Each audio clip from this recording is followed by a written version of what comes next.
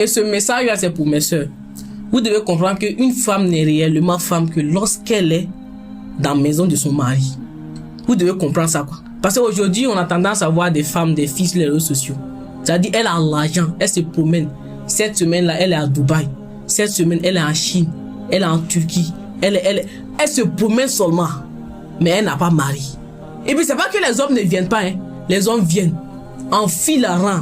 C'est-à-dire, par mois-même, tu peux voir 5 hommes qui vont venir derrière elle, disant que non, ils veulent la marier. Mais tu vas voir que non. Elle va commencer à mettre ses principes, on dirait, c'est élection présidentielle. Et puis après, on va dire que non, elle est vraiment femme. Tu n'es pas femme, tu vaux rien. Raison pour laquelle vous pouvez voir une femme comme ça, elle est intelligente, elle a l'argent, elle a tout. Mais quand on va compter, à la fin, on va dire, mais son mari, c'est qui? Si on dit, elle n'est pas encore mariée, les gens commencent à faire ça. Parce qu'une femme n'est réellement femme. Vous devez comprendre ça.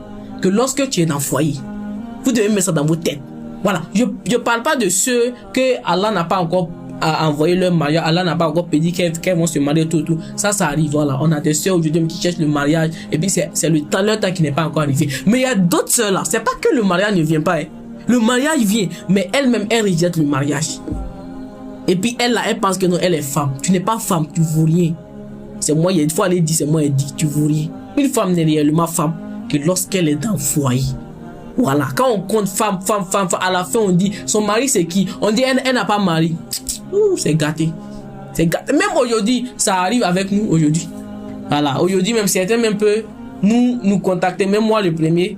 On me dit, ah, oustaz, que Dieu te fait ça, que Dieu te fait ça. Et la femme, c'est comment? Il dit que non, je ne suis pas encore marié. Non, oustaz, c'est pas bon. Vous regardez la possession des gens.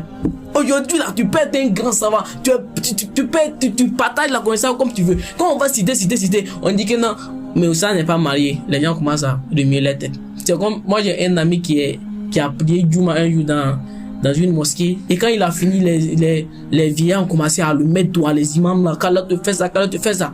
Mais arrivé à la fin, on dit il n'est pas marié. Ils ont dit, oh non, c'est pas bon. Vous voyez? Donc, c'est la même chose avec la femme. Une femme, peu importe ta beauté, peu importe comment tu es, peu importe ta richesse, quand tu n'as pas mari là.